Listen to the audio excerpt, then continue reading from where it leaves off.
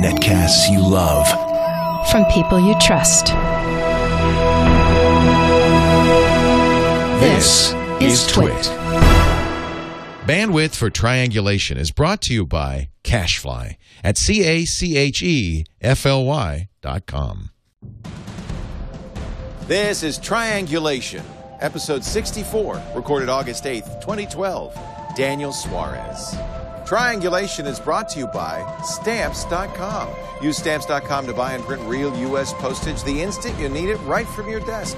To get this special offer, go to Stamps.com now. Click on the radio microphone and use the offer code Triangulation. And by Audible.com. To download the free audiobook of your choice, go to audiblepodcast.com/triangulation. It's time for Triangulation, the show where I get to grill some of my favorite people in the world, and this is one I've been waiting for months, and I'm really excited to welcome Daniel Suarez to Triangulation. Hey, thanks for having me. I would say top 5 favorite authors, and you're in there with wow. Mark Twain. So. Wow, okay, that's great. I'm a big fan of his work, too. And you're number 1 for my son, which is interesting. Oh, cool. Yeah. So I know that you all remember, we talked a lot about it when it came out, Daemon, D-A-E-M-O-N, and it says follow-ups, Freedom TM, 2 incredible books that, if you haven't read, are the best page-turners ever. And again, my 18-year-old son loves them as much as I do, which is that's great. Cool. It got him reading, and he could not put them down. Awesome. And now there's a new one, Kill Decision. Yes. Just came out from Dutton. It is available in hardcover. It is also available, I'm happy to say, at least in the U.S., on Audible.com. Yep. Actually, it's available around the world on Audible.com. Except in the certain, UK. Except the UK. We were talking about that. Yes, we were. It's this rights thing that the UK publisher didn't sell audio rights. Yeah. Well, you know how the publishing industry is. It's still kind of hidebound. It's still dealing with digital. Right. And this is one of those things. Now you suddenly can have an audio book available instantly everywhere. And they're still grappling with the legal ramifications of that. And that raises something. Somebody told me right before we went on that your book is on BitTorrent. Yeah, well, you know, to some degree you have to say, if I'm popular, I will be, right? Right. You know, I hope that people will buy it, but try not to lose sleep over that stuff. I don't think it's going to hurt you, to be honest with you. I think people, when they find an author, and you're a really good example, that they they love, they want to support you. Yeah. I really believe that. Yeah. And they will download a book, read it, and go, oh, that's great, and go buy it. Not everybody. Some people can't afford to or whatever. But it builds, I think it builds your audience, and I think it does not cost you. Cory Doctorow is very convinced I wouldn't of that. argue with that. I think you're probably right, because you want to increase your audience, and then if people become enthusiastic about it, some people have gotten in touch with me later and say, hey, I want to try to get you money. And of course, that gets to be a really funky situation, because it's like, that's not going to work. Buy the book. Just buy the book. Yeah. So if you downloaded a copy and you liked it, support Daniel so that he can write more of these. Buy the book. Cool. That's simple. It's not expensive, and it sure is worth it. In fact, that's what Brant's saying. He says, I downloaded your book from BitTorrent. Now I bought them all legally from Audible. Oh, that's wonderful. That's what I want to hear. So that's proof of what you're saying. Yeah. So what is the story in this book? The first book was an amazing... I think why we liked it as geeks is the technology was spot on. It was projecting into the future. Yeah. It was just over the horizon. Just over the horizon. It wasn't sci-fi. It was, it's almost sci-fi. They call it soft sci-fi. Yeah. Because it's plausible. Yes. This even more so. This you feel like this could be happening right now. What is this about? Yeah, this is actually a situation where the United States has come under attack by drones. Targeted assassinations are occurring in the United States. And then it's... Our drones, by the way. Well, no, so that's the thing. Nobody can tell whose drones they are. But they appear to be. They appear to be. They might not be. We don't know. But when you get to autonomous weapons, which is what this story is about, it's very difficult to trace who is running it, who's sending a machine, especially if you have a world where we have high-tech manufacturing all around the world now. So the same components can be made in many different places and then reassembled, pretty much dual-use, off-the-shelf components to make a drone that is capable of killing people. So that's really what this story is talking about, is the proliferation of this type of technology, which is going on right now. And in fact, one of your characters early on says, this is a problem. I don't like autonomous killing machines because you don't know who's doing it. Yeah. It's anonymous war, basically. It's anonymous war. Yeah. And it's not even necessarily a moral objection. It's a practical objection. Exactly. It's sort of like cyber war in a way, because cyber war has this advantage where it's easily scalable, it's cheap, And attribution is a problem, finding out who's attacking you. And this is sort of kinetic war, that is physical war, becoming more like cyber war. Right. And this is something that I think is going to happen pretty soon. Well, that's what my first question is: how much of this is real, and how much of this is your projection? Because it all sounds, you're so good with technology, it all sounds like this is all. Well, I'll give you an example. There's a wonderful scene at Stanford where the inventors of a new technology called Raconteur are showing it to ARPA. They're trying to get a grant to build this software that looks at pictures and can say things like, well, that woman went in that building and came out and left something there. So visual intelligence. Visual intelligence.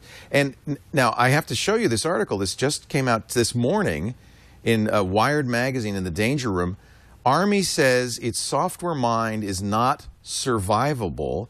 The Army Intelligence Network in Afghanistan has a $2.3 billion distributed common ground system army. It's supposed to serve as a source for mining intelligence and surveillance data. It's Raconteur, except it apparently doesn't work too well. It's really interesting. They actually want to go to Silicon Valley and replace the system with a startup.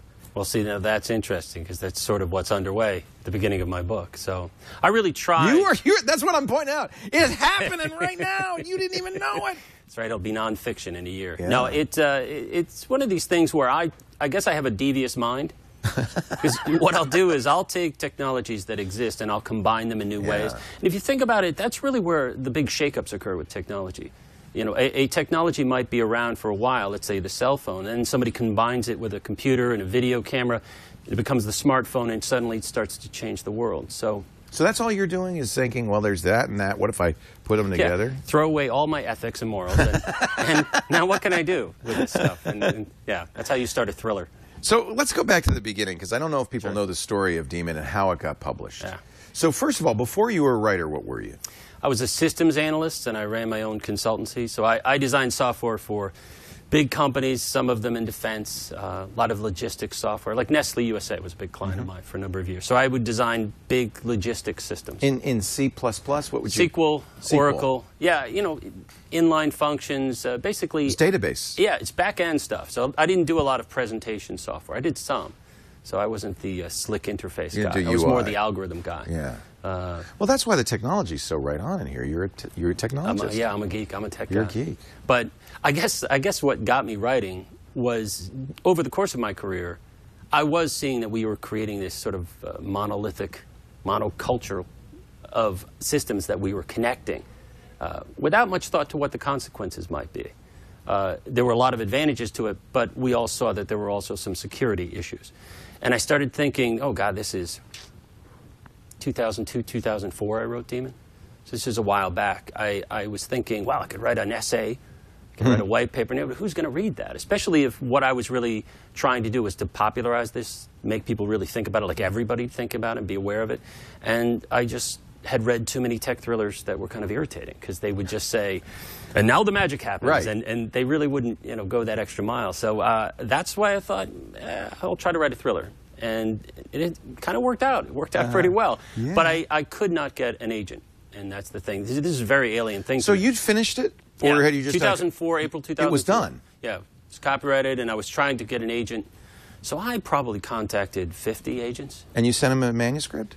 Yeah, well, the way you do it, because, you know, of course you get a book on how do you make it in writing. Right. And of course, you know, I'm a tech guy. I'm like, I'm gonna do this the What systematic way. Yeah, what are the steps to then become a successful author?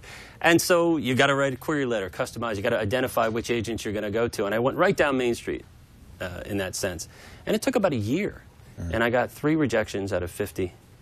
And the rest were just kind of ignored. You didn't even get anything for 47 of them? You'd get a stamped card saying, thank you so much for existing.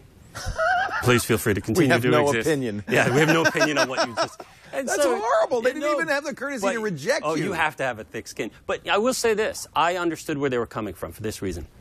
My very first job out of college was actually at a publishing company in New York. Oh. And the very first thing I did, aside from writing flap copy for nonfiction books, was work the slush pile.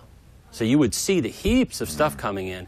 And so that sort of inoculated me to this You knew offense. where you were. I knew what was on the other side of that. And it wasn't somebody going, ha-ha, let's thwart Dan. It was a big pile of stuff. And And you really had to have some advantage to let them notice it. And So also, what did you? Go ahead. well, the 3 rejections I did get were notes indicating that the book was too technical. Oh, interesting. And so that's why my wife and I, we sat down and we thought, how are we going to break through here? Because I'm going to self-publish this. I already wrote this thing. I'm going to self-publish it. I think there is an audience for it. So Heather's your wife. No, Michelle, actually. I don't know who Heather is. I don't know who Heather is, but now my wife's going to ask me. No, I made up Heather. That's Heather, the guy. That guy sitting next to her. So Michelle is very supportive. She says... She was pivotal, actually, because she... you know, I'm sort of the systems guy. I wasn't really... Your head down. Yeah, I was like, well, if people don't want to read it, screw them. But she thought, you know... Did you like it out of the box? Did you read it and loved it? She said she loved it. Yeah. The first draft is just like... Well, I'll tell you read the first chapter. If you haven't read it, just go to Amazon and read the first chapter. Yeah, there's 7 chapters up on my site. Okay, what's Daniel-Suarez.com. Yeah, and there's sample chapters. Don't even read chapter 2. Read chapter 1. And if you are not immediately grabbed, taken by the collar, it's really great. Well, that's cool. And I don't know how you knew how to do that.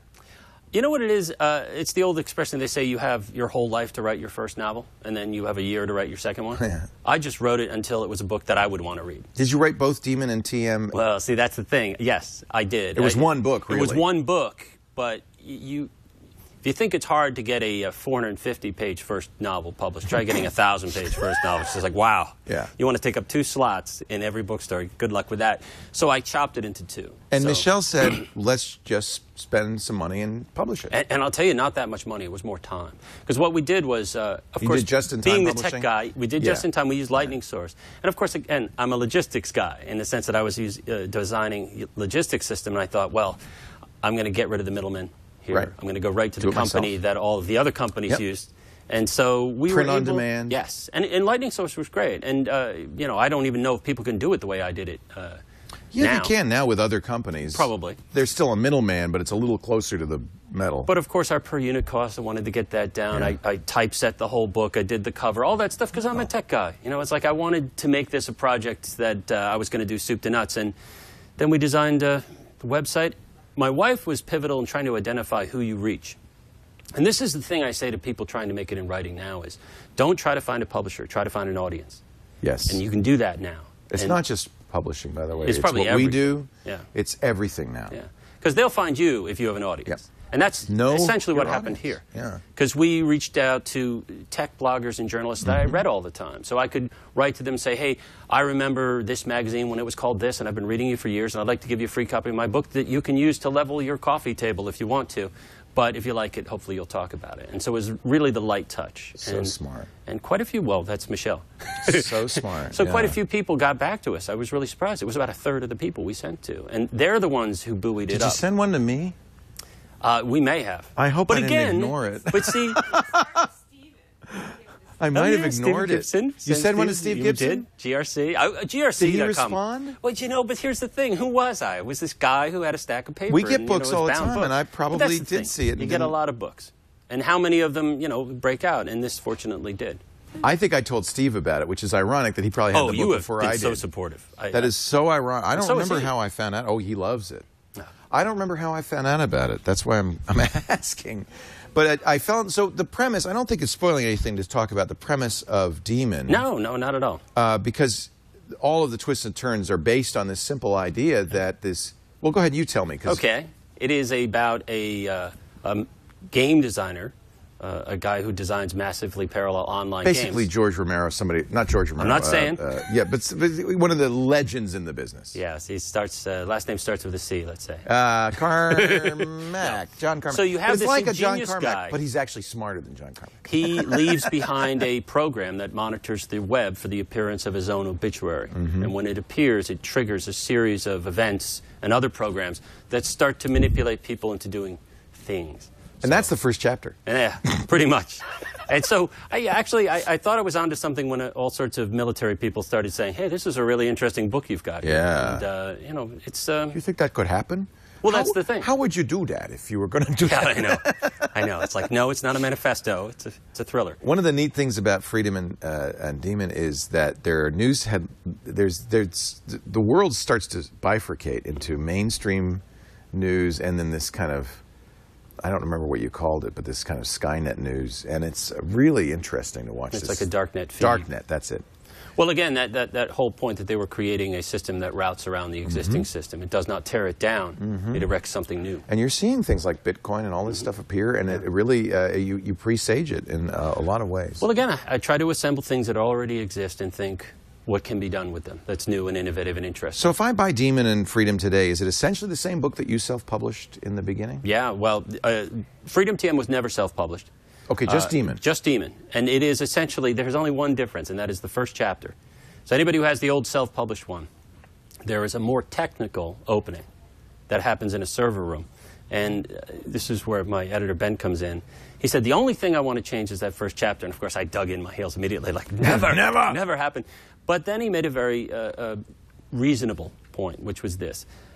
We want to make your book reachable by a big audience so people read the rest of it. We don't want to change anything else, but we don't want to put a barbed wire fence around that story. We want people to be able to get into the story easily if they're not of a technical bent. And I thought, well, that's interesting. And I actually had another chapter that I put in place, and that's the one that's there now. I think that actually was good advice. Exactly. See, I thought, wow, this is actually a good point. It was fair. It wasn't them trying to, censor me or somehow change the art. And I did it, and I think I like the first chapter better now. Because I've gone back and looked at it, and it was a little bit of a geek out in the first one. But I do have to say, and I think Steve Gibson would agree with me, I know he would, and everybody who watches our stuff would agree, what grabs you very quickly is you immediately, and I had this experience as you're reading, go, oh, this guy knows what he's talking about. Yeah. This is not some guy who's making up stuff. Yeah. This is very authentic, very real. This could, he's using the right terms. It's all contextual. It makes sense. So important to me. It really is. Because, again, I wanted to make the story relevant. Yeah. There's something in my stories that is important to me. It's that they be relevant. And they can't really be relevant if they're not accurate. So I try to make them accurate. This is something that's kind of a revelation to me, that you have a little bit of is almost political agenda. To some degree, yeah. So the agenda in Daemon and Freedom was, what was the message that you were trying to warn people about? Resilience. To me, the idea of building a society as a precision machine, which I'd spent a great deal of time myself helping to do. There is a case for efficiency up to a point, beyond which you make whatever you're building very fragile. So if we squeeze out every ounce of efficiency in our distribution systems, our power systems, our transportation systems, we make them susceptible to disruption from within and without. Exactly. Yeah. That was it. And to the extent that that's a political thing, I think it's more just like a reasonable comment. The other thing is that you look at these systems, and right at their apex, when they're at their most efficient, they are gleaming just so impressive achievements right before they tumble and fail. Right. And that's the thing. That's what you want. You want something that has a little bit of inefficiency built into it so that it can take a hit right in midships and still keep running. I love that. I want to ask, we're talking to Daniel Suarez. His new book just came out, must read, Kill Decision, or listen to. It's on Audible, and it's just fantastic. And I'm gripped by it. I'm kind of tired. I was up late. I hate you. You're costing me sleep here. Sorry. We'll talk more. I want to ask you about your influences, actually, what science fiction you read as a kid and things like that. But before we do that, let's talk a little bit about Stamps.com, the folks who make postage modern. Why should you go to the post office? Think about it. That is very 19th century. You go, please, sir, may I have a piece of paper which to affix to an envelope so that the mail carrier can deliver it across the country? It's Ben Franklin thought it up. Wouldn't it be cool if we made it a little bit more modern? Maybe you'd use your, I don't know, computer, the internet, a printer, and print the postage right on the envelope. Wouldn't that be cool? You never have to go to the post office. Let the Victorians go to the post office. You can do it right here from your desk with Stamps.com. I want you to try it right now. Stamps.com is offering you a very special deal that makes it very easy. If you've got a small business, if you're an Amazon or eBay seller, if you use QuickBooks, there's all sorts of reasons to use Stamps.com. QuickBooks, it will actually do all your billing right from QuickBooks. You don't have to think about it. It just prints the envelope and everything. If you're doing eBay or Amazon, it actually takes the buyer's information from the website, prints out all the stuff you need. If you're doing international mailing, that's a real pain. It fills out the forms for you. You don't have to go to the... You literally, I don't think I'm pretty sure there's nothing you have to go to the post office for. There's a rule in our post-911 world that you cannot put a 13-ounce or bigger package in the mailbox. You have to bring it to the post office so they can eyeball you.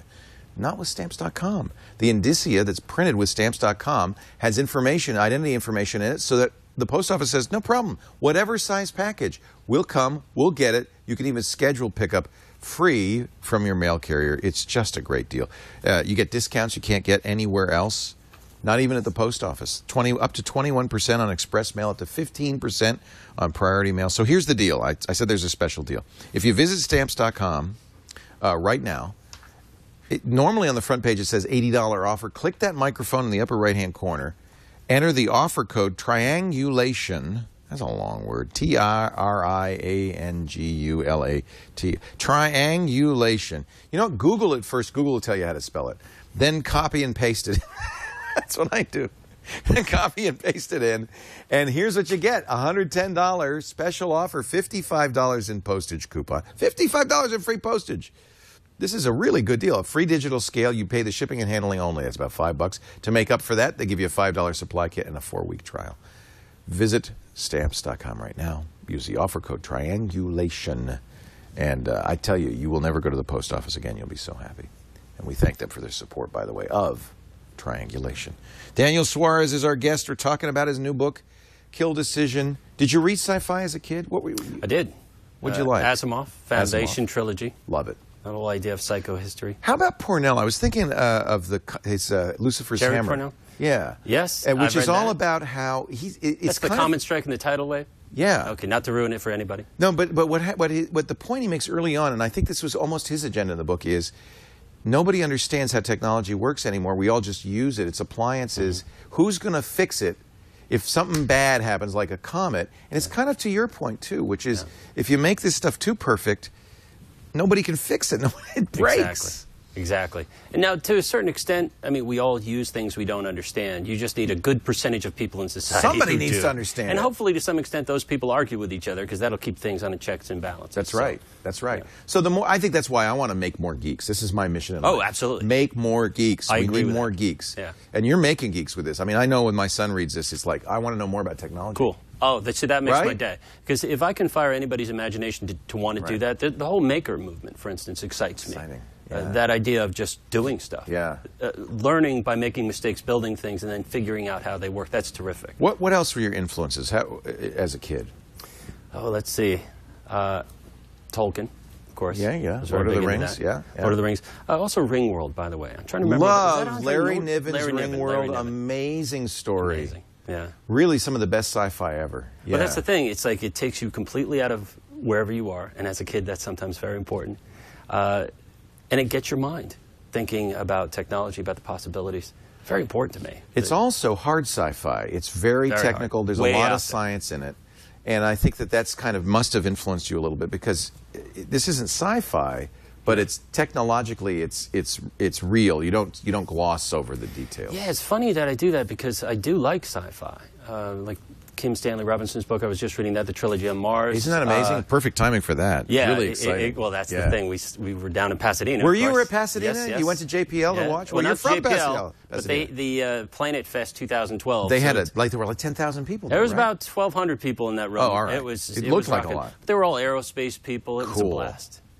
And you're watching this thing. I just love that stuff so much. Isn't it amazing? If we did one of those a month, that would work fine for me. Well, I feel the same way. We had about 1,000 people in the chat room. We did a special broadcast, Tom Merritt and the gang, and I'm watching at home, and I'm in the chat room, and it felt like you were hanging with your geek friends. Exactly. And you were watching something that the rest of the world didn't really seem to be paying any attention to, that was changing the world as we know it. Until it succeeded, and then people took a little notice. Oh, yeah. But I'll tell you, talk about an impossible thing. I remember looking at this Rube Goldberg contraption. I'm thinking, that is, wow, really? But talk about rolling the dice. And they nailed it. They nailed the landing. It was amazing. So, you know, again, I love the fact. I think they were even a little surprised. Maybe, yes, certainly. People are like, wow, that really worked. Really, I love stuff like that. So I remember running into you 2 years ago and raving about Demon of Freedom. We were and we were talking, and you said, "Well, I said, what are you doing next?" And you said, "Well, I'm thinking about unmanned predator drones. I'm thinking about autonomous stuff." And you were working on this. I just started doing the research for it. Yeah. So I do a lot of research. Well, that's what I'm going to ask. What does it involve? What is your process? Basically, when I'm interested about a topic, it's usually there's some element that makes me passionate about it. In this case, it was the idea of autonomous weapons. Did you read an article that made you... Typically, you know, I can't think of what the actual article was here. It but you might read have been something. an article that made me start thinking autonomous weapons are possible. And then I think I read P.W. Singer's Wired for War, starting to do research, and that branched out my research a bit. And then I would just hoover up anything that I came across on a daily basis from the web, from books, and you sort of throw it all into a mental crock pot and let it boil. Are you for a few taking a lot of notes? Take a lot of notes, and you keep revising outlines. You try to refine what it is exactly I'm trying to say here. And once you boil it down to something that can be really easily summarized, you then try to graft it onto a dramatic storyline. So the plot comes later. Plot comes later. You're just gathering... Because otherwise, you were just endlessly researching, and believe me, that is easy to do. Because, first of all... You love it, though. We love it. That's the thing. I can just sit there and read articles all day long about robotics, lethal autonomy, all of these very interesting topics. And Michelle, do you have to call him to dinner and say, stop, enough, take a break? Ant colony optimization models. I could just read all sorts of... Well, that's the thing. I was trying to You branch out, don't you? Well, that's the thing. You want to try to combine things that have a connection. Yeah. And in this case, social insects do have a connection Oh, you're right. to lethal autonomy, the idea of making swarming machines. You're right. Pardon me. It is a very real development. So I wanted to explore that, and of course that's how it started to come into the... It started to develop into the form of the female protagonist, a myrmecologist. We don't want to... well, you're better than me at this. I won't say anything. I don't want to give any spoilers. I won't give any spoilers, but letting you know that there is such a character, I don't think... That's okay. It's a main character. But I wanted to combine things that people might not be thinking about are related. And that's what you get from doing all that research, is you start to see these connections. You know, I try not to find connections where there aren't any, but I really do think there are some connections between the natural world, in particular insect intelligence, and automating war. Because general AI, the idea of this robot that will walk around and recite Shakespeare and understand your personal feelings, I think we're way away from that. That's hard. But the idea of an insect intelligence that can communicate with other insects, like ants, exchange information with each other, I think that's very possible. And we'll be seeing more of that in just a few years. Did you talk to the military? Were you able to get into the halls of the DOD? I talked to people, no, actually, but partly I didn't want to. Anything's that would be top too secret. much to know. Anything top secret, they wouldn't tell me anyway. Right. The other thing is I wouldn't want to put somebody in that position. Right. And when it comes to Predator and Reaper drones, I look at those systems now, and they are obsolete. See, they're controversial, but that's not really where the action is right now. They're not even building Predators anymore. Right. That whole idea of a remotely piloted weapons system, while troubling to some people, I think that's not really the big...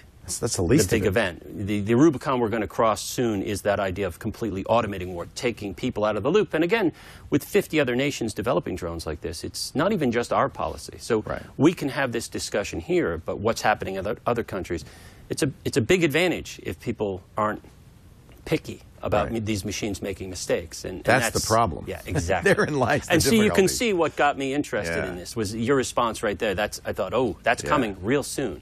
And we really should have some sort of legal framework, or at least have a good discussion about it before it occurs, and we have a knee-jerk reaction. So how do you graft a really exciting, thrilling story about that? Because I wanted people to learn about this, but also really be entertained, have a kick-ass time, hopefully learn a lot about the technology and how it might unfold. And why a female protagonist? Why McKinney? Well, I don't know. I have a Was that intentional? It was intentional for two reasons. One, I have a really great role model, my mother. So she was a great, strong character. She was a person who worked in the medical profession. Let's put this. She was a nurse, but she was sort of my hero. She took care of us.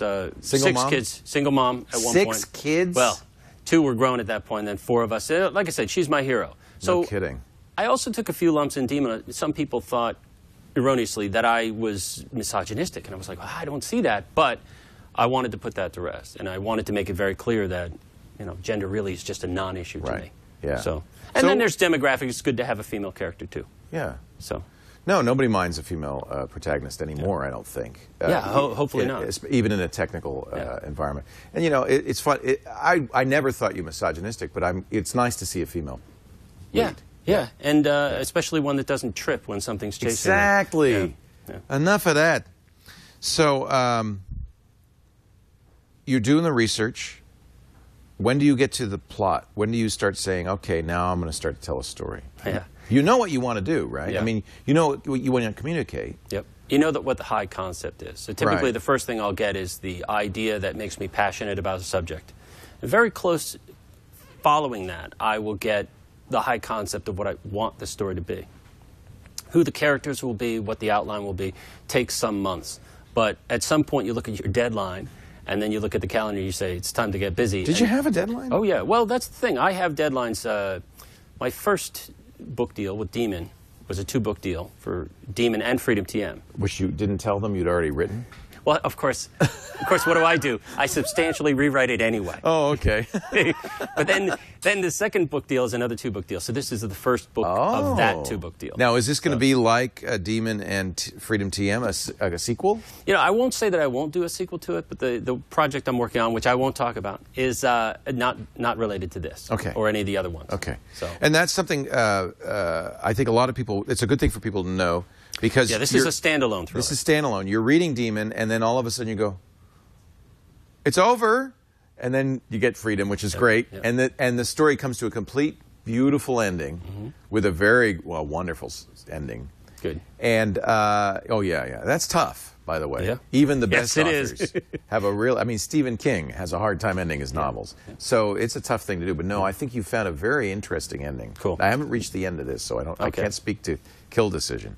But this, you don't have to have read Demon or Freedom. Correct. Yeah. This is not related. New universe, no relation. Yeah, it's this universe. It's actually, this is now. Yeah. It could be now. Be happening right now. There's no reason to think it's not. Correct. Yeah.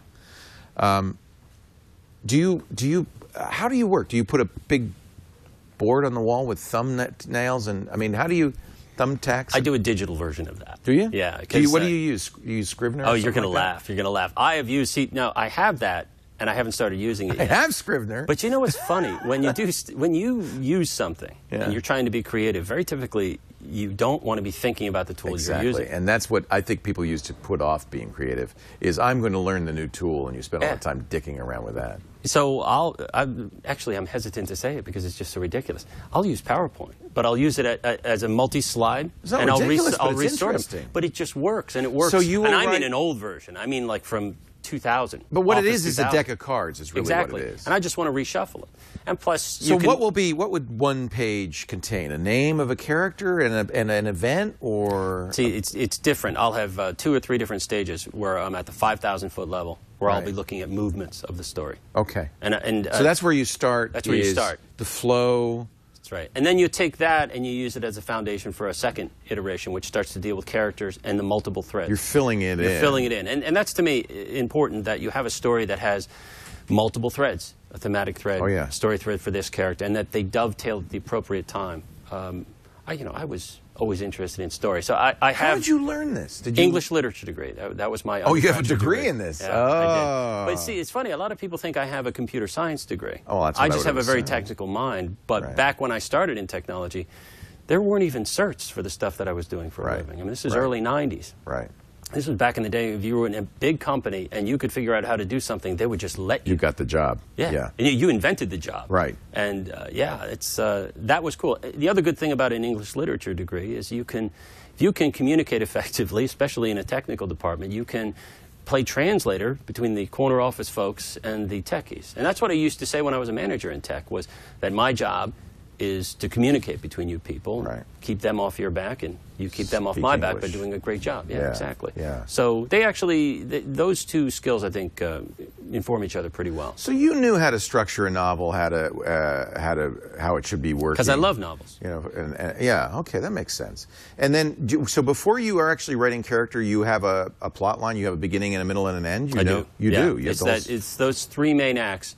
Now they may change later, and that's usually very disruptive. But typically, I'll look at like I said, the 5,000-foot level, get the big movements of how the story is going to unfold, and then when you start to get into the weeds, that's when it's constantly changing. But this is where PowerPoint's probably great, because it's easy to insert you just throw a card. Throw it out. I mean, I suppose you could use index cards, but then you actually have to write on something and rearrange. I think PowerPoint makes sense. At what point, though, do you go to a word processor, or do you stay in PowerPoint? No. I'm working in a word processor at that time. Sometimes I'll just write chapters disembodied because something excites I me can and I see want to that get it down. scene. Exactly. Yeah. And then I'll either hammer it in or change it, or it can go in as is.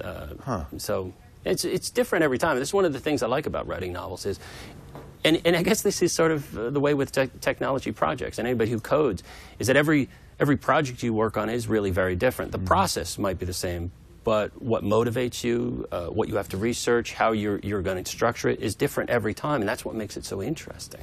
It does sound like you've applied some of the disciplines of coding, though, to your writing. I have. I used to joke that I used to write for machines, and now I write for people. It's a different audience. Machines are much more critical. They're much more critical. One mistake, the whole thing is This gone. doesn't have to compile. So it never was on and punch there's no cards. error trapping either. That's right. No bug track. Yeah. So, did you have one of those moments where you tore everything out and said, "No, we're going to do it different"? Act 2 is now Act 5. Yeah, yeah. In Freedom TM, I did actually. You did? Because I had 3/4 of that book written already. Yeah, I mean, it flows very naturally from Daemon. It's like, oh, okay. Well, you know, when you put something down for a while, there were some other things I wanted to say, so I ripped things apart. And boy, it was funny because I remember thinking, what is compelling me to tear this thing apart right now? It's sort of like you're about to get into an airplane. You're like, oh, let me just work on the engine in a hurry. But don't take off just yet. But I'm glad it worked out because it came out just the way I wanted it to. There's this at Freedom, this community that is starting to build up in this dark net. Did you go to Burning Man? Where did you get the inspiration? I know a lot of people who do go to Burning Man. Yeah, because it feels like that a little bit, you know? But, you know, I did spend a lot of time driving around Iowa and the Midwest and things like that. It's funny it starts because, in Iowa, right? you know, it's, I really wanted to, first of all, get all the details, everything from the smell, the feel of things, right, in that book. Because, again, it's about a tearing up of a system and building a new one. But, I don't know, Will you look at a farm, say, oh, I'm looking to farm implement. Let's write that down. Let's get that feeling. It's feel. It's all feel. It's not real small details like that. Like for instance, some of the stuff doesn't make it into a book, but it still informs the book. Yeah, right. Like I'll know what the backstory. I'll know what the characters are thinking when they do something. Right. So wow, that's interesting. How much of that do you do? Well, hundreds of pages. Really? Like I will write lots of pages that I know won't make it into the book, but that are what the characters are thinking. And that helps me. That helps me then decide what you need to see as a reader. And I don't know if other novelists do that, but it makes sense to me. The to me. Silmarillion in Tolkien, it's not, I'm not saying nobody Tolkien should have to read it, but it does inform the Lord of the Rings. Here he created an entire mythology and languages just to help him add some rich texture to his story. I think that makes perfect sense. It does once you're done with it. It's a lot of work. It is, but if you really care about it, you're sort of compelled to do it. It sounds like you enjoy the work. I do. You very don't get much. up in the morning going, oh, I got it. Oh, God, no. I love it. I pinch myself all the time. I can't believe I get paid to do that. That's nice. Oh, it's terrific. Because I would be dying. But see, you every do this step very of the well. way. Oh yeah, I love what I'm doing. Yeah. But it seems like it would be. Do you get up? How many hours a day are you writing? Oh, see, that's the thing. That once I'm writing, I will write until I physically fail. You go to failure. Because, and I used to do this with coding as well. Because if you have, let's say, a program or a story of any complexity, you're loading all those variables into memory, right? And you have it all in view, and the minute you step away from it for any length of time, you have to reboot. Start all over again. Start over again. And I really like to keep going. And then, you know, I might go back and rewrite it, but I'll go for 12, 18 hours. How long did it take you to write to Kill Decision? Kill Decision. I mean, how long were you actually in there going type? Oh, that's tricky because it's separated up. I mean, it was probably about 15 months in the whole process. How much of that was I writing? I don't know, probably 9 months, but then again, I throw away stuff. Right. So how much did I keep? I don't know yet. You have, and maybe it's Ben, maybe it's your editor, but you're very good, I think, somebody's very good at paring it down and being, it always feels like it's just the right amount, not too much, not too little. There's nothing excess, but there's enough detail. Yeah, well, I'm glad you say that. I will definitely give some kudos to Ben. Ben's a great editor. Yeah. I'm particularly vicious with my own writing. I really am. I take a machete to my writing. That's the thing. I don't have that initial nervousness when I start writing a book. And again, when I talk to people who write and they think, oh, God, it's just getting to that first chapter, right. I always say, I don't have any fear about the first chapter because I know I'm going to throw it out. Right. It's just, so there's no just pressure. Start. Because if I don't like it later, I will just throw it out. That's often a source of writer's block, is that blank page staring at you. So and just you don't care. Just go, and if you don't like it later, that means it didn't serve its function, throw it out and keep going. Or maybe it was backstory. Maybe it ends up in the... Again. And more often than not, I'm surprised that I do wind up keeping that stuff. Yeah. Maybe it's because I'm not nervous about it. I don't know. But... Are you writing to length? I mean, do they say there's going to be 355 pages and you have to... Yeah, you know what's funny? This was a book that was supposed to be 120,000 words, and it's 122,000 words. And, wow. Man, That's pretty close. It was not intentional. It was just like, wow, okay, I guess that worked. But I didn't even do the word count, really, until it was done. I thought, well, that was fortunate. But I guess I have a sense for how long my previous books were. Right. That's what my contracts You were based kinda knew. on. So. Well, Freedom TM was 11 hours and 47 minutes. Daemon was 15 hours and 57 minutes, and this is 13 hours and 6 minutes. That's how I measure books, by the way. Oh, the audio file. He's going, what the hell I was are like, you what are we talking talking about suddenly? Daniel Suarez is our guest. Kill Decision. I want to mention Audible.com, and then I want to ask you about movies, because I got to think there's somebody's wanting to make a movie out of this sucker. Yeah, they do seem cinematic, Somebody must be thinking there's a movie in this somewhere. If you are not yet an Audible member, good news. You can get Daniel's book free. You still get the royalty, right? I'm sure I do. You can get it free. audiblepodcast.com/triangulation. The real problem is, oh no, there's 3 of them. Which one am I going to pick? I'd say start with Daemon, and then next month do Freedom, TM, and then next month do Kill Decision. That way you get all 3 of them. They are such great books. You're going to be so sad when they're over, so you might as well start at the beginning. Audible.com is the ultimate audiobook store. Do you do audiobooks, or is this... No, Jeff Gerner does. He No, but I mean, do you listen to them? I do when I'm traveling, yeah. Yeah, it's great for if you're in the car, if you're flying. Exactly. I do it when I'm working out because it's so boring, and this way I get some great literature in there. Yep. And if you're listening to something like Daniel's books, this is one where you drive around the block 4 more times because you can't. I can't stop. I can't stop. You'll do an extra hour on the treadmill. I can't stop. You go to failure when you read Daniel's books. He goes to failure when he writes them. You go to failure when you listen to him. So here's the deal: 100,000 books, all kinds. There's fiction, but there's also nonfiction. There's a lot of history, a lot of science and technology, sci-fi. There's self-development. This is great for teens too, by the way. And I really want to mention this because I don't think we mentioned it. A lot of young adult and kids books, and I think that's really a great way to get a kid turned on to books. It's so important. The whole world is out there in books, and Audible is such a great introduction, and a way for me anyway of recovering my love of reading, and it's just been so great to get back to reading with Audible.com. So here's the deal: go to audiblepodcast.com/triangulation. You'll be signing up for the Gold account. That's a book a month, which is it's a good way to start. Let's just put it that way. It won't be enough in the long run, but you can start with a book a month. And the first book's free, the first month's free. You can cancel any time. If you decide it's not for you, no problem. You get to keep the book forever. And I do think that, you could start with Kill Decision. You can go backwards. This actually is a great book.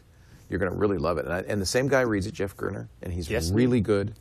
audiblepodcast.com/triangulation.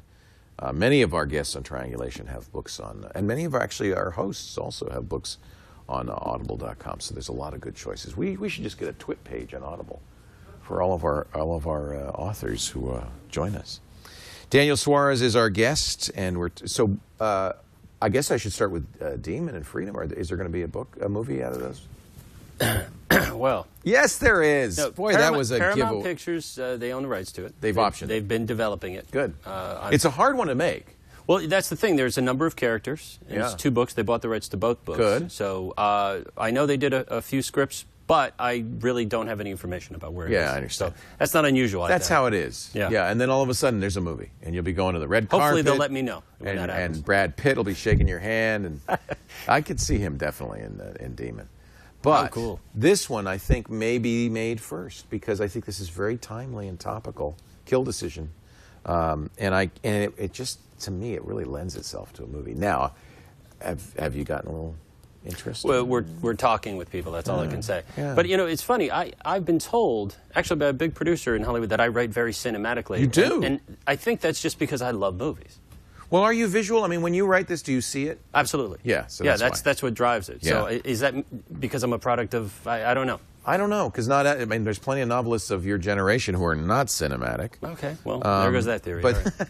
but I do think when you write, I could see them in my head as I'm listening to them. So I think that is absolutely true. You also write great characters and great dialogue, and I think that that's important to the movie. So I'm not surprised that they're interested, and I just wish they would hurry up because I can't wait to see. I want to see Daemon.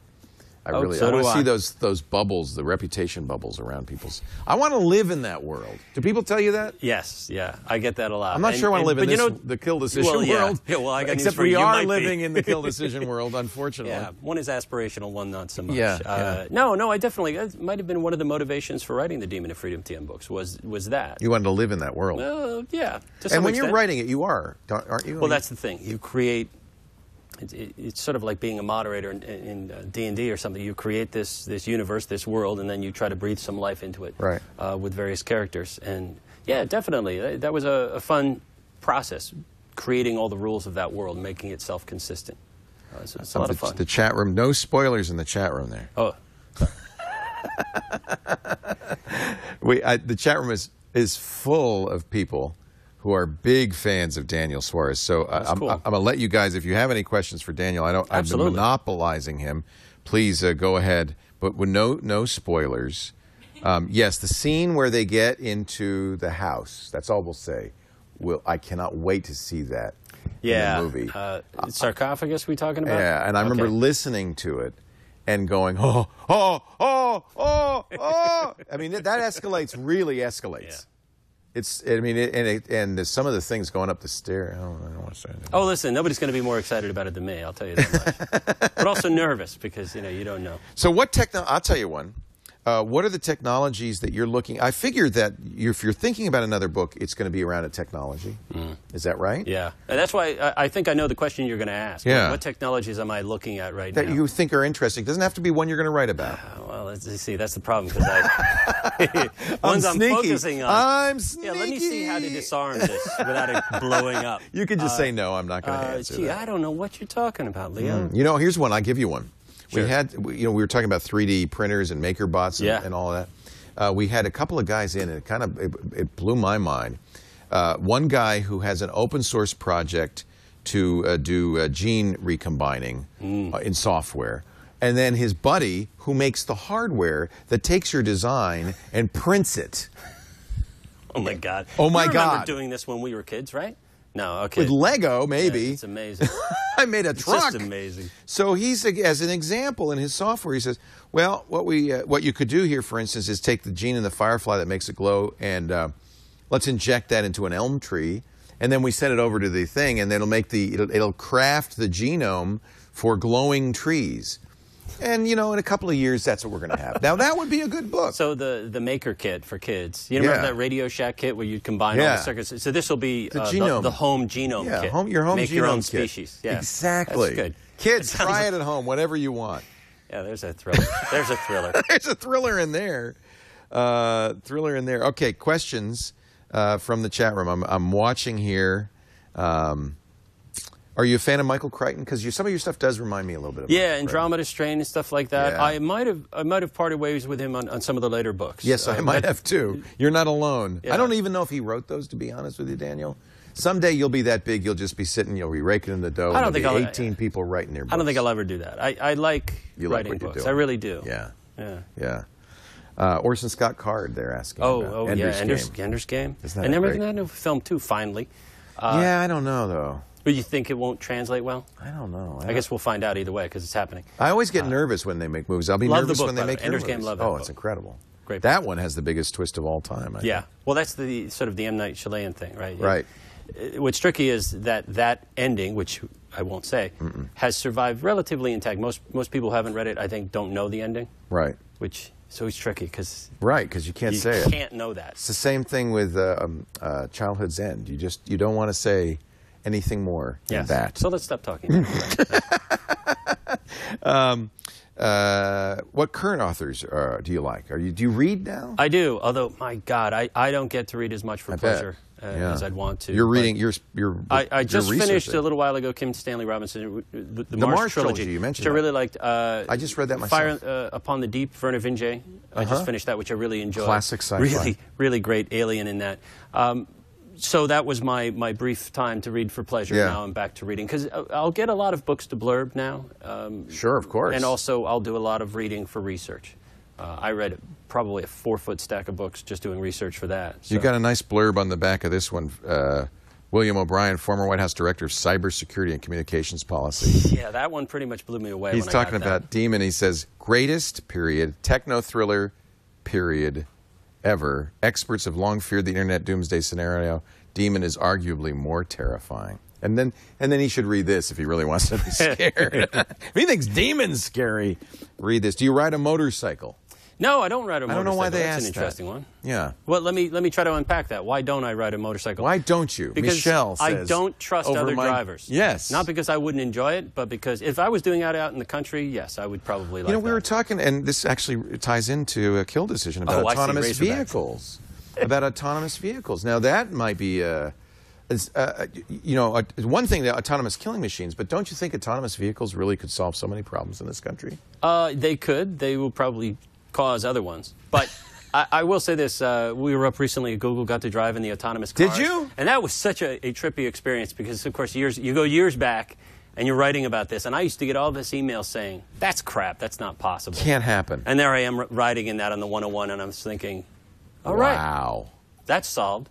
Wow. But yes, cool. I think it would be Did they let you sit in the driver's seat, or were you in the passenger seat? They had a person in the driver's seat, and then sort of a sensor operator showing us all the geometry. Neat. That it was scanning from the freeway around us. And I thought, this right there, that's cool. Even if it wasn't autonomous, just having this complete situational awareness instead of a rear view mirror. Had you finished Kill Decision? Oh, yeah. Yeah, we were up for the tour. So it was while I was doing the Google Authors Talk. So that must be kind of fun for you now that you're like a geek celebrity. You get to go to those places that you probably have always wanted to go. It isn't kind of fun. It's fun as hell. It's amazing. That's just Google. Oh my God! Yeah, it's just like, wow, I really get to do this. Believe me, it doesn't seem like work. I'm really, really happy. Yeah, yeah. But when do you go back to Pasadena and start writing again? I'm already writing. Are you? So yeah, I'm already. That's the thing. When you have the deadlines, you have to have a little overlap between the marketing of your one book. And so I'm going to go back to writing. But you're not burnt out. You're enjoying it. No, again, this is the stuff I want to do. And to some extent, I feel very fortunate. So bitching about it would really be obnoxious. Yeah, no. Yeah, be like, come on, dude. Come on. Well, it's so great to see you again, and likewise. We are massive. Every single person at TWiT. I know Veronica and Tom interviewed you for Sword and Laser. Oh, that was fun. Yeah, they're great, and the nice set there. And every single person in this studio and every single person watching, I think it's safe to say, is a huge, huge fan of Daniel Suarez. What do you do when you're not writing? Well, I do play a lot of video games. Do you? What are you playing these days? Oh God, I've really got a Skyrim problem. Me too. Actually. I love that. Yeah, so something about slaying level dragons. Character. Well, yeah, I guess 81st? I guess that's what you could do. Yeah, I maxed out. But see, that's what you could do. You could slay dragons, or you could just cause mayhem. So what do you do? No, what is the thing? What happens in Skyrim stays in Skyrim? No, it's very interesting to me what Bethesda did here, by the way. I'm just going to kind of Good, expound. no. Yeah, expound. So you have all these games that are multiplayer. Because, I've done Call of Duty, other games. World of Warcraft. I play all of that, and you're interacting with other people. But, of course, I constantly get capped by these little munchkins who kill me in a thousandth of a second. They're 10 years old. And so apparently my reflexes are dead. But here's the thing. Bethesda goes contrary to the entire industry and builds this closed world that is so rich that you don't notice it's a closed world. I don't know how many people will be wandering around in some meadow and then look up at the night sky and the nice view. I never used to do that in some of these other games. It's very impressive. I completely agree with you. The Radiant Quest system, again, if you don't like a quest, you just toss it, you find another one. It was just, really, the replayability was terrific. So fantastic game. It was a tremendous achievement. I'm a big sandbox game guy. I like games where I am not on a shoot, like on rails, where I have to. I hate that. It's very common. You want a world that you can explore? Yeah. And so, I think the thing that excites me about games, and again, I like story. So you watch a movie, it's a couple of hours. You read a book that's maybe 12 hours. A game is hundreds of hours. It's got this great potential cultural power, and it really intrigues me. Would you like to do a game? Oh, absolutely. Yeah, and I'm talking to one company at this point. Games excite me, and I think having that ability to make it interactive and yet also still have a narrative, or 10 narratives, or 20, it's really interesting. And the technical capabilities of games and the budgets are making that more and more possible. So it's, yeah, that's one thing I do quite a bit of. But I don't spend all my time indoors. Right? I do like the idea of I mean, this, in some ways, this is a very old-fashioned medium, this book medium. It might be interesting to do a game. Yeah, I would think so. I guess I'll find out. But here's the thing. Novels I don't think will ever go away. I think there's, again, some people do like that's rails. very intimate. Storytelling is on rails, but it's a great ride. Yeah, yeah. But again, in some ways, these are very fully realized personal visions that can cause you to imagine whole other worlds. I don't know if you've read a book before where it just inspired you so much you started thinking, well, this is where I think fan fiction comes from. Is people read it and they say, it's not enough. I'm going to expand this because you've instantiated in such a realistic way that I'm going to expand on this. And then that's it becomes a real success. interactive. So, yeah. Are people doing that, fan fiction with Daemon? Oh, you know, I don't know. I bet they are. I don't pay any attention to reviews and things. I try not to focus on that. Because if I do... You've moved on to the next thing. Well, you kind of have to. Yeah. I bet you, and if somebody's not yet doing fan fiction for Daemon, that world, I would love to live. I want to live in that world. That's the world I'd like to. Cool. And Dragon CC says it'd be great if Mosley got his own story from Daemon. That's interesting. That's interesting. Yeah, like what happened next? What happened after that? I'll take that under advisement. Horse Duck says, would you rather fight 100 duck-sized horses or a single horse-sized duck? Have you ever done an AMA? Can I diagram? On Reddit? Is there a grease board here? Yeah, I need a diagram. Let me figure out what 100 duck-sized horses versus one horse-sized duck. Well, I'd say a horse-sized duck because swarming strategies have won 61% of all battles in history, so I would say the single. My answer, too. And anybody who's played Diablo 3 or World of Warcraft knows you get out of the swarm. Take them one by one. That's right. You stand in a doorway. And, yes. Yeah. Okay. Yes. See, it seems obvious to me. Have you ever done an AMA on Reddit and Ask Me Anything? No, I haven't. That would be good. We're going to got to set that up. That would be great. You know, my only hesitation there is I'd do this AMA and no one would show up. That's the no, don't worry. Do not worry, Daniel. And by the way, that question, the 100 duck question, is a regular AMA question. That's why that came up in the chat room. Such a thrill to see you again. I really appreciate it. It was a lot of fun. Oh my God! And thank you for writing the books. It's my pleasure. I know it's something you love doing, but I also know it's a long, solitary process. And who was it said that the best thing about writing is having written? Yep. You can sit back and take your victory lap because this. I told you before we started. I was worried about reading this because I loved Daemon and Freedom so much. I thought he can't possibly do it again, and you did. It is great, and I cannot recommend it more highly. The book is called Kill Decision from Dutton, hardcover, audible.com, except for the UK. I'm sorry, that's just how it worked out. Sorry. I'll talk like this for a little while, make you feel better. Oh, that'll come. And Kindle too, right? Yes. Yeah. Do you like reading on I do, especially when I'm traveling. Yes. Although I get a physical book as well, usually. I like having the hardcover. I like having a library. I really do, Agreed. too. I miss the library. I hope I didn't ask too many of the same questions. I intentionally did not watch The Sword and Laser. I thought, should I watch that? That's smart. And then I thought, no, I better not. Because then, well, what would happen? It would inhibit me against asking a question that they asked, which I didn't want to be inhibited. It gets too meta then. It's too meta. Yeah. No, I don't think there was really much overlap at all. Good. Oh, it's just great. And I know everybody in the chat room is just so thrilled to see you. Swarming. What is that? Although it's a motion capture room, but still. Oh, it's fake. Well, it's assisted. No, it's real. It's just in a motion capture environment. So they're not communicating with each other, but that's the next part. So they know where they are. And how close do you think we are to the world of Kill Decision? I think in years? Parts of this are already being built. Yeah. If it's years, it's 2 or 3. That's what's interesting. And I love that insect idea. I mean, I think that's really. I had to tell you, you take a facial detection chip and some fairly simple ACO algorithms, and you can get a very small machine with a zip gun right up to somebody's face. You know, it's just, Again, it's one of the questions they asked me in the UK Spectator was, do I think I'm giving dangerous people ideas? And my point was, if we have a society that's afraid of ideas, we're already losing. Right. We have to have some ideas of our own. We have to explore these areas and figure out, because there's the always bad something guys coming. are going to figure it Exactly. out. I mean, good Lord, if Exactly. you think, if you're I'm thinking of it, about it. a lot of people are probably That's thinking exactly about it. it. Yeah. So I don't feel too bad about There are it. people, this is all they do all day is think about how to kill people. Of course they're going to have thought about this, right? Yeah, exactly. Yeah. Wow. So, by the way, this is the thing I face is I don't want people thinking I'm so anti-tech, because I love tech. Well, no. You know? I don't don't think people think that. Some Do you people think do. that, Not Sharon? many. Does it feel like, no, because you talk about the negatives, but you always feel like this is actually a real problem for a lot of, I'm trying to think of the guy who does all the military novels, is sometimes it feels like he's so in love with military tech that it's about the military. It's pro-war. It's pro-war Yeah. because he's Clancy? like Tom Clancy. Yeah.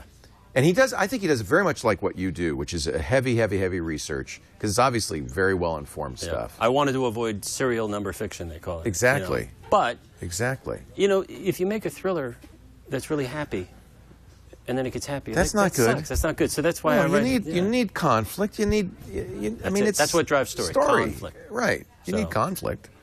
No, I do not think in any way any of this is negative about tech. Cool. No, absolutely not. I mean, everybody who knows tech, and certainly our audience, knows there are pros and cons. We spent the last 4 days talking about hacking, the Matt Honan hack and all of that, and that's everybody's aware of that. So God, I think it's fun. Oh, I love it. You have really got quite an operation. This is something, huh? Can you believe this? Very impressive. And it's a great environment to have it in, too. Oh, I love Petaluma, and we don't have to go. I used to drive into the city to do Tech TV, and I don't have to do that anymore. I thought, I'll never be able to do my job in Petaluma, and so we just built a studio, and we were able to do that. It really is wonderful. That's a nice shot. I like that shot, John. Where's that coming from? That's Jason's board op camera. Yeah. Yeah, that is cool. Yeah, because they never see what we're looking at, and we're looking at all these monitors. It's kind of crazy.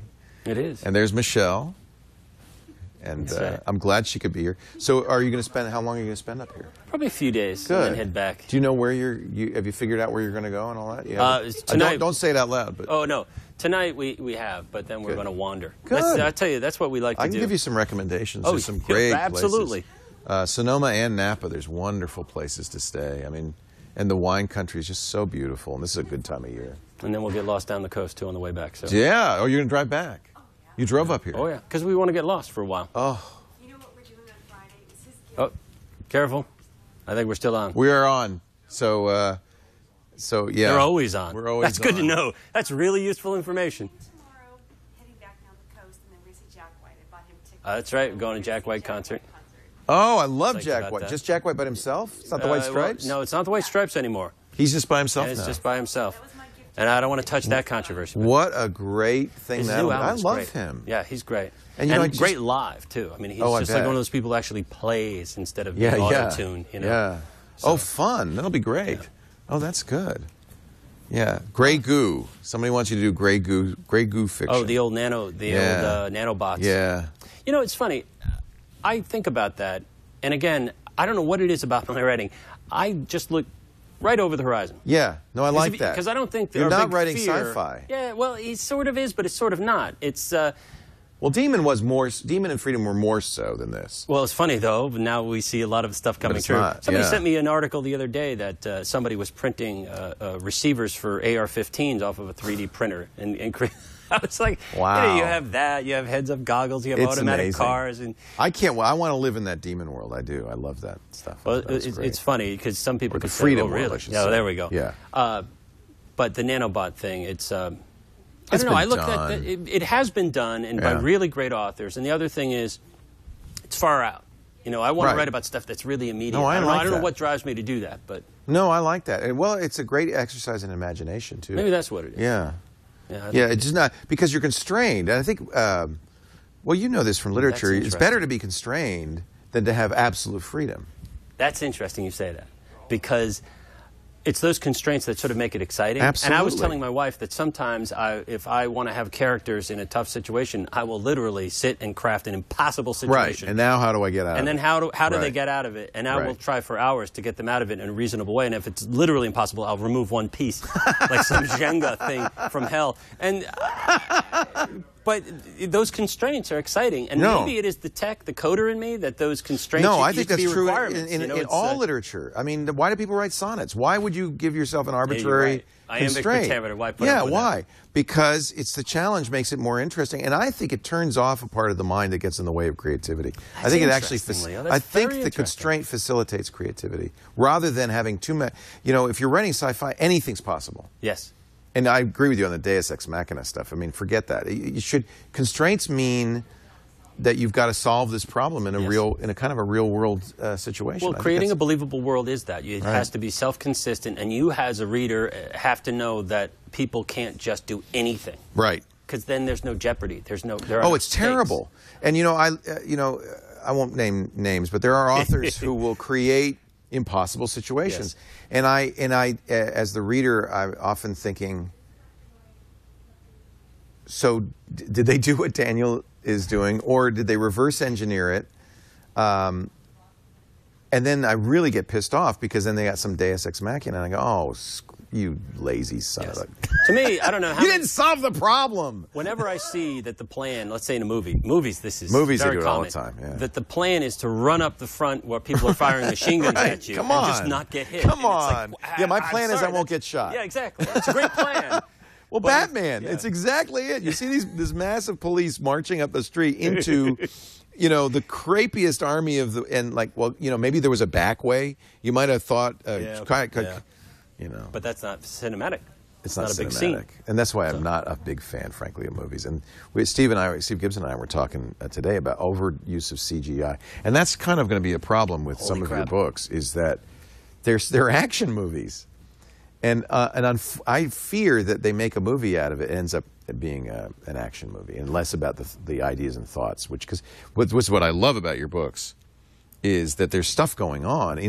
There's action, but like the house assault is all action. But it's so great because the tech in it is just so great.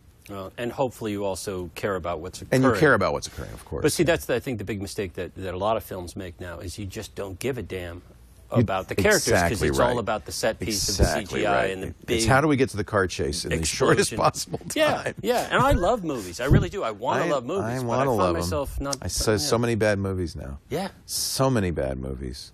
Yes. Wow. Yeah. It's a shame. That's why, in a way, you don't want to option this.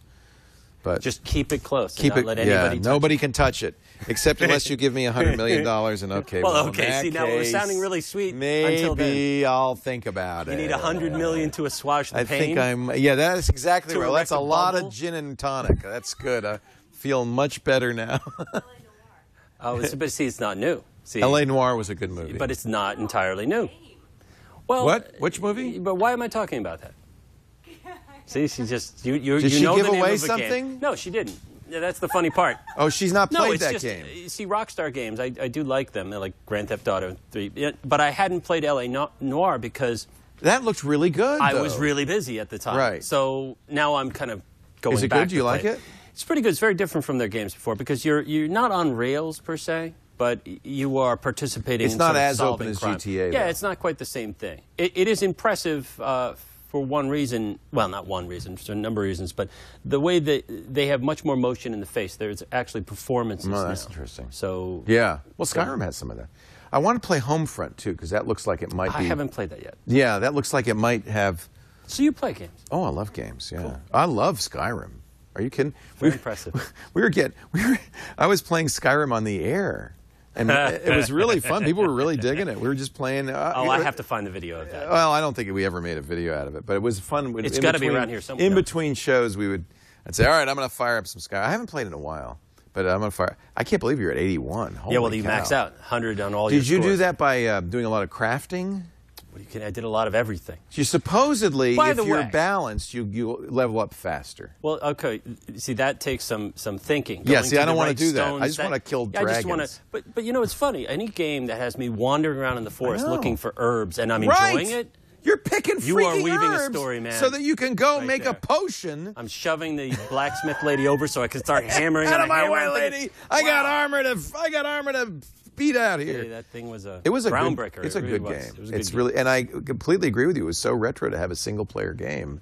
Now, that's in an environment where DLC is now, you want this nice sword, it's $5, you know. Right. They went the complete opposite way, and I respect that, I do.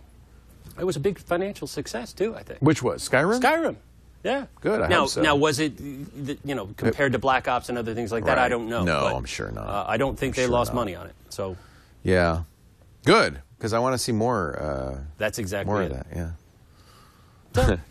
Another Brian wants to know if you've read the hot new sexy novel, the new 50 Shades of Grey. It's called Diamond Club.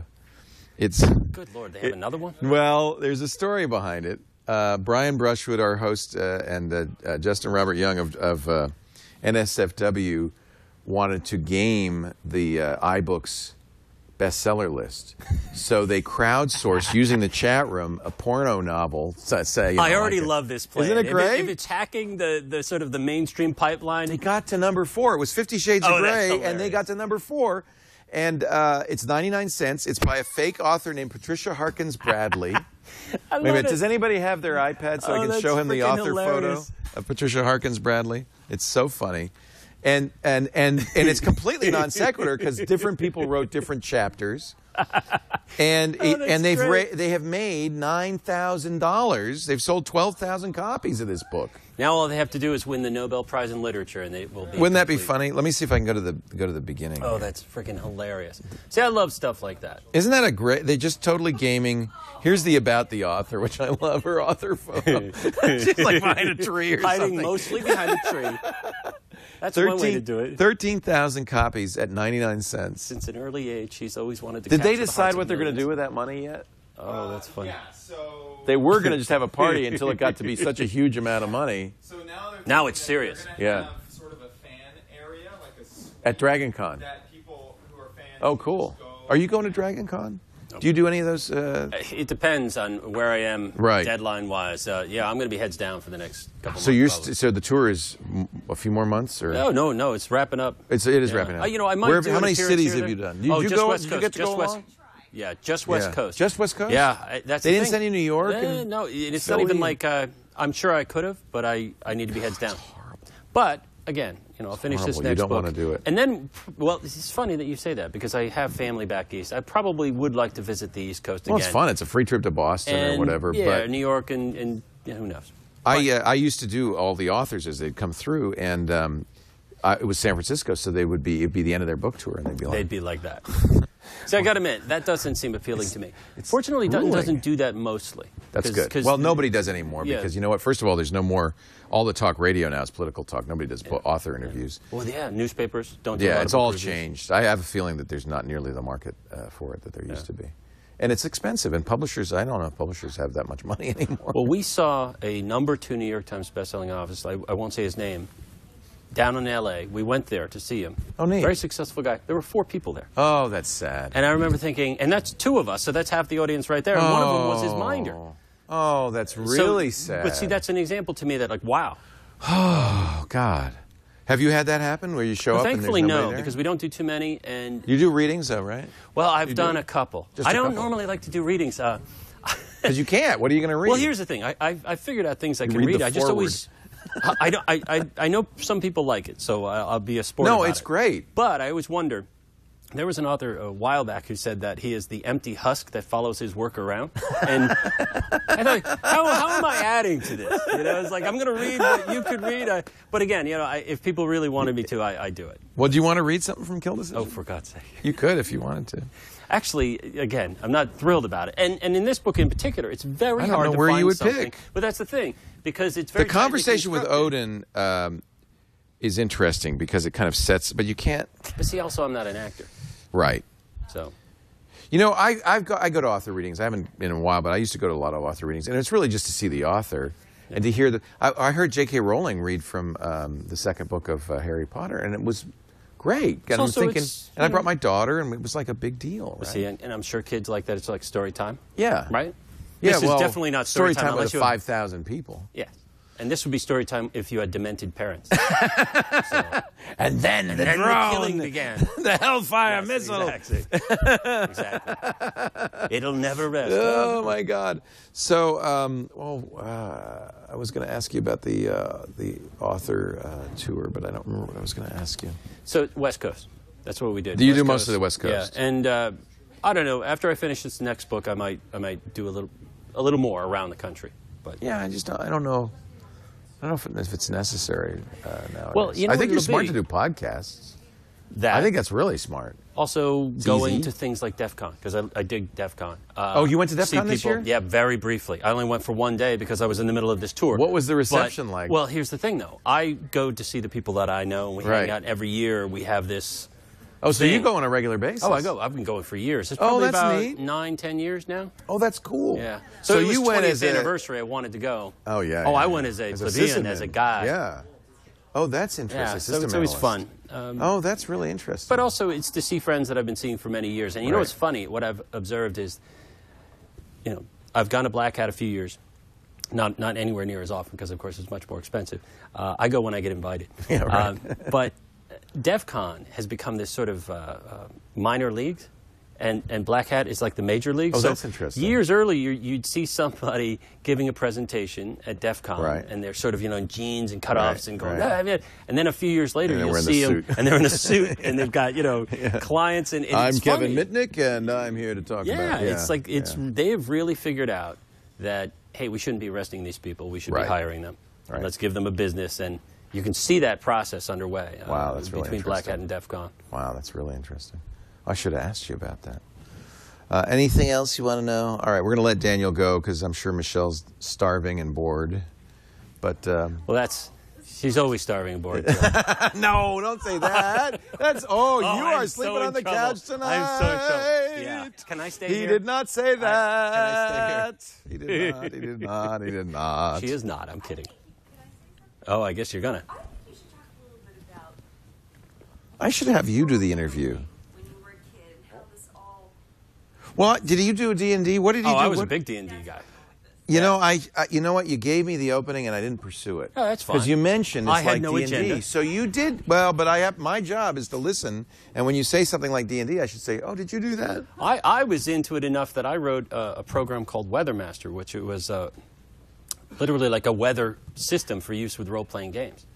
And it had an orbital mechanics module in it. And if you go on the web, you could probably see it. I know it's been torrented places. Weathermaster. Yeah, so it was pretty funky. It would you could set the eccentricity of the orbit of your world. How old were you when you did that? Oh God, no, I was in my 30s. Oh, early 30s. So you did this your whole life? Yeah, but you know what's funny? When I actually wrote that, I wasn't really gaming too much. But there was a part of me. Here's the thing. The thing I liked about gaming, and this is pen and paper gaming, is again it's storytelling. Right. And it created this outlet. And if you were doing it like I was in my early 20s.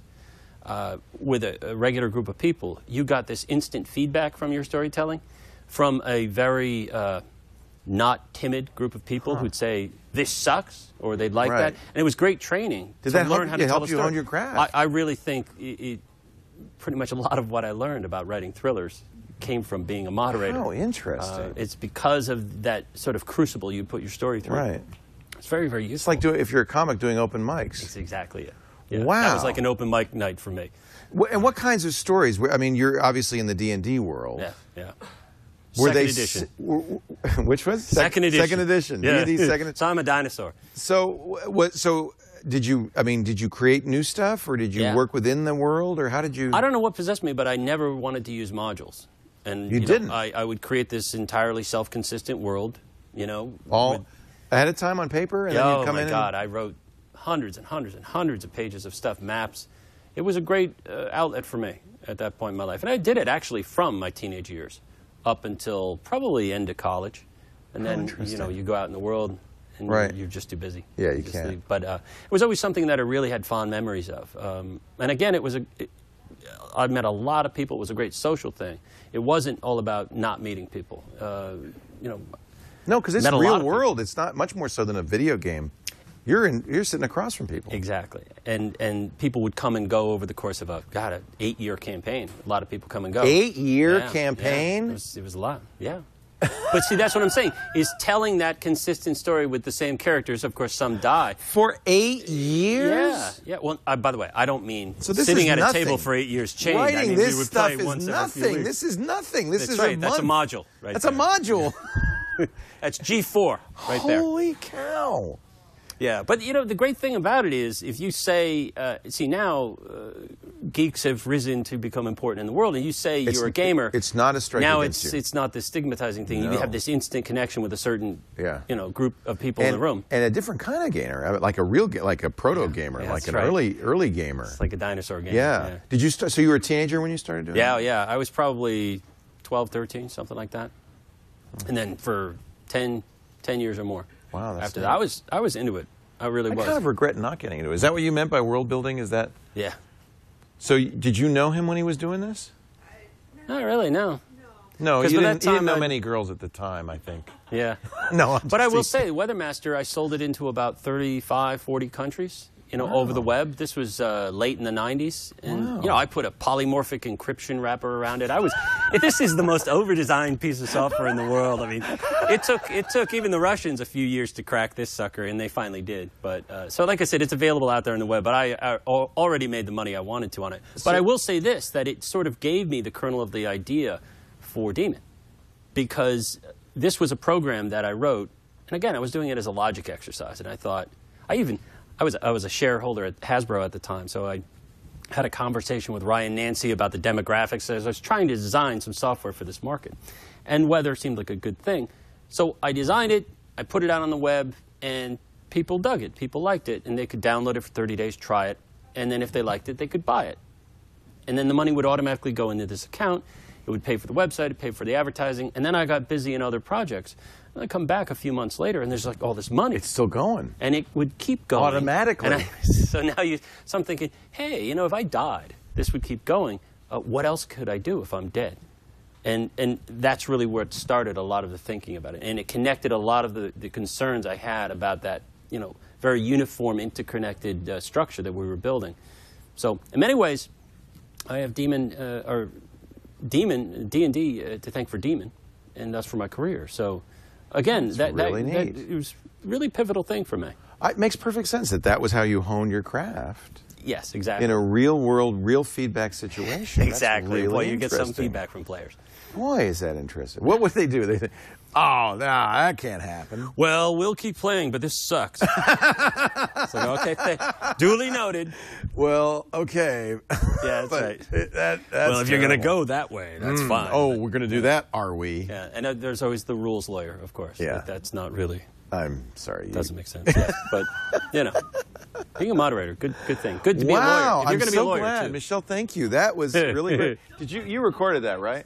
All right. They're going to edit that into the main body of the Oh, God interview. help me. They have learned by now that you just keep recording because sometimes the best stuff is before and after the show. See how that was close? a great lead. And I kick myself because you said D&D and I knew there's something there and I should have pursued that, followed that little. Actually, it's funny. Years ago, I was never actually pulled into the case, but I was briefly consulted by a detective in Pennsylvania about a murder case pertaining to D&D, and I was just like, what the hell? You're an expert. But well, that's the thing. This is the time, and many D&Ders know this, when it was considered like a satanic game. Creepy, yeah. Yeah, and creepy. Because it's in the back of comic book shops. Yeah. And where did you play? Oh, New Was it Jersey. comic book shop or? No. In, Rec Room. Rec room. This is suburban America. Everybody's got a rec room. A big house where, the parents have no idea what you're up But to. not for 8 years. And by the the 8 years well, was when no. you were an adult, Yeah. right? Well, That was yeah, later. you go from 14 to, and then everybody goes away to college, and then you get back for... And you're still then we playing. play, yeah. Could you go back and play that? You probably could. Game some more? It's not Probably over. could. No, that's the thing. It is not over. But, there's such a thing as going too many times to the well. It's like, do you want to ruin that memory by saying coming back? Because you're a different person. Right. It's... But it'd be fun to see those guys again and do that Yeah, some of again, those wouldn't guys it? have very interesting jobs now, too. It's kind of See? funny. And so then, of course, whenever you meet them and they're doing something very serious, you think, I know that guy's done some strange things. Not in this universe, but...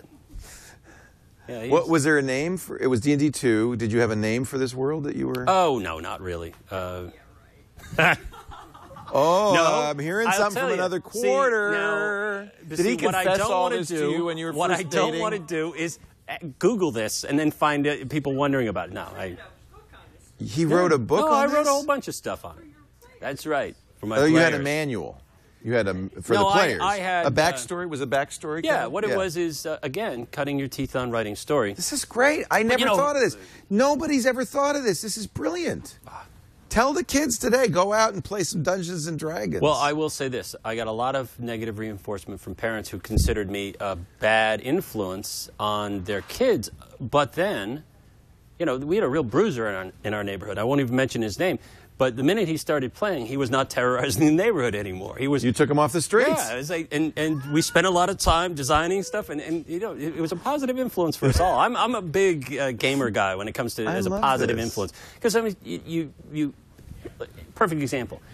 Never more interested in math than I was trying to figure out how much ale could fit into this enormous barrel, and you're trying to account for the spherical properties of it so you can smuggle this ale across a border. So you were very serious. So you had to get it exactly right. This is not, I'm not going to make up Don't ask me 33 why, but we gallons. did. Yes, exactly. I have to know exactly how much. Well, it's for the profit, so the players could make the money. You have to know how much, you know, so you get in these bizarre situations. Yeah, but would the the people you're playing with say, oh, no, I'm sorry, Daniel? No, they were into it. You couldn't possibly put 33 gallons in there. Well, see, yes, that's a typical conversation. And then I'd say, well, hang on.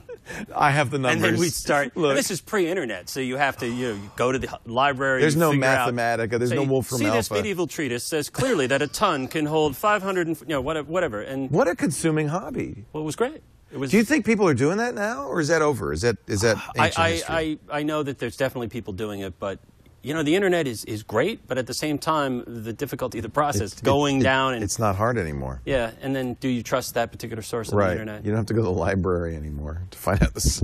Yeah. How much that But barrel. it was a blast. It was good fun. It really was. Somebody wanted me to ask about Dungeon Masters. What is that? Is that I know there's a game, Dungeon Master. Well, there's is it a movie? There's a few things. I think there was a documentary. I don't know if they're talking Maybe about. That's what I think they're there's talking also a cartoon or a comic, I should say.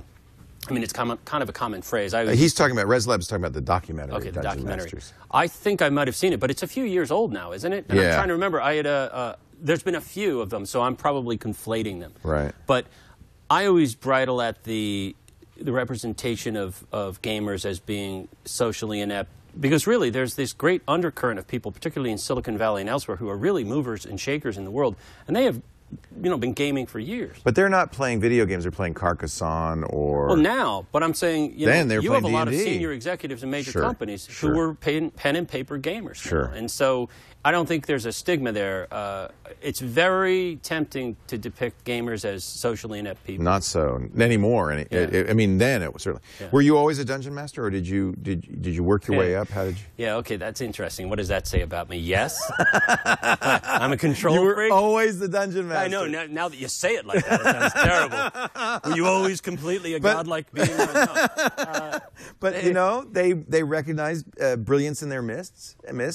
They're mists as well. They're missed, and they said, you have to tell the story, Daniel. Well, I was probably the only one willing to do the work, is what it boiled down to, because I had this propensity to want to create maps and scenarios and things like that. And I will say this, as far as being a moderator and being a godlike character, if you know that a couple of the people across the table can punch your lights out, that helps to focus you. That focuses because you're still wonderfully. kids, Because you still got that big guy that's who right. you took off the streets. But see, everybody has to know they can die in the game. It has to be fair. Otherwise, again, it goes into what we talked about: no risk, you have to have no, you can't be invulnerable. That's no good. Otherwise, it's not a story. So then it goes into conflict, and so it's very instructive. Now I want to go play D&D. That's right.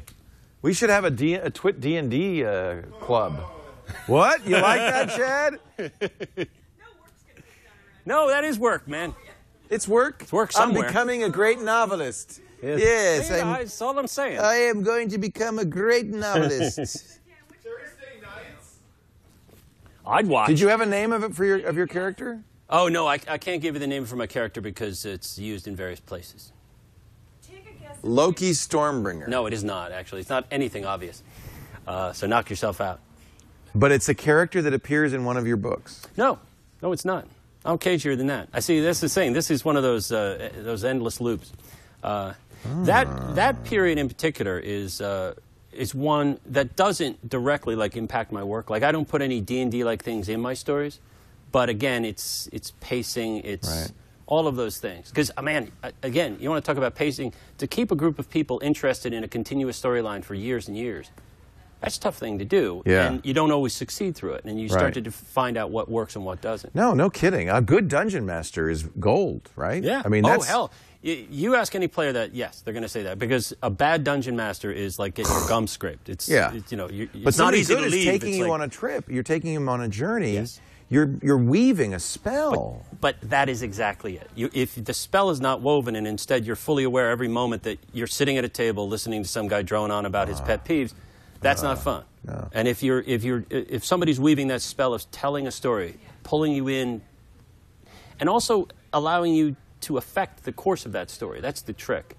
Because there's nothing worse than playing one of these games where it is, again, on rails, where you feel that you're just listening to a lecture. Right.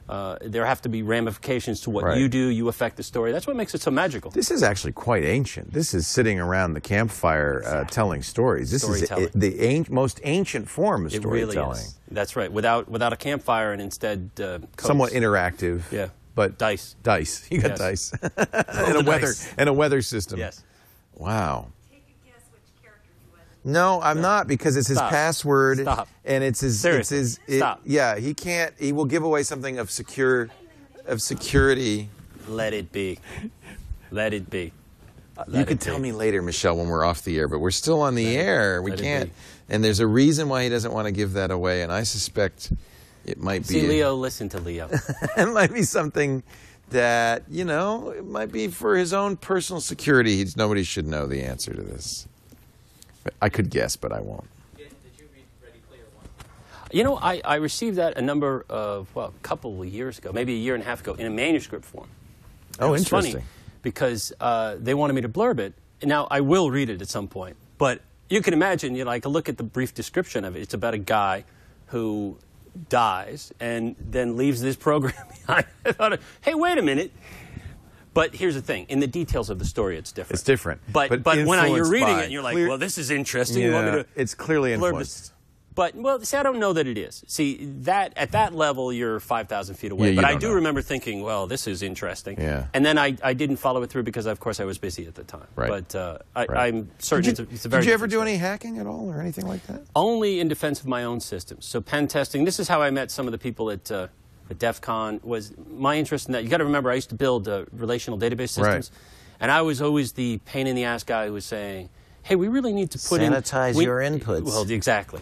I love that. The Sanitize. XKC. Yes. That's just so perfect. But what is it? Bobby Tables. Little Bobby Tables. Little Bobby Tables, we call it. But see, that's the thing. I was early on a person who was doing this because the systems that I built, if they caused a massive problem, I was on the hook for them. Right. Because, of course, I was a company. Right. So you were doing your own pen testing? Yeah, initially. And that's, of course, what got me really interested in it, because looking at how to wreck systems is really interesting. Yeah. It is. Yeah. That does not mean I want to wreck systems. But no, but that's fascinating. I don't always think that's a fascinating. bad impulse at all. To get behind the interface and suddenly to be somewhere where you're not is very eye-opening, because then you start to look at the rest of the world in a very different way. Right. It's kind of what Daemon is you're getting behind the curtain.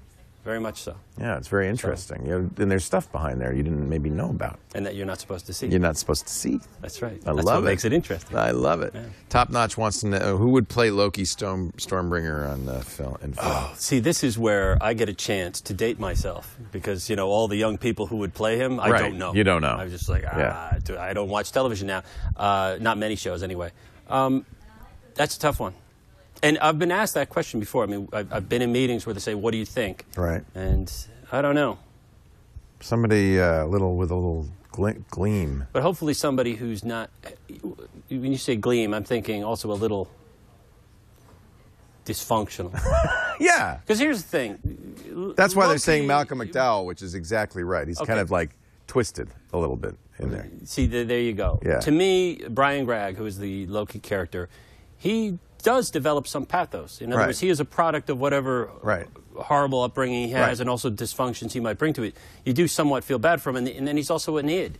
in the sense that he does a lot of things that people, if they weren't concerned about consequences, would do. So he's a really mixed bag. I think he'd be a really meaty role for somebody to play. Gary Oldman, Sinise.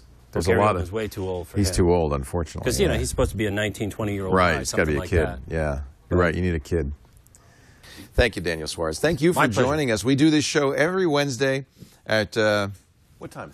3 o'clock? It's 4:30 already. How long have we been talking? Oh, my God. It was supposed to be an hour. 3 p.m. Pacific, 6 p.m. Eastern Time. That's 2200 UTC. Watch live. Because, as you can see, the chat room is very important to us, but you can always get it on demand in audio and video at twit.tv/TRI. Always free. Subscribe if you can on iTunes. That helps us out because then maybe we, go up the charts on iTunes and all that stuff. Always a pleasure doing this show. I think I love doing it so much because I get to talk to people like Daniel Suarez. So good to see you. Thank you. Thank you. And we'll see you next time on Triangulation. Bye-bye.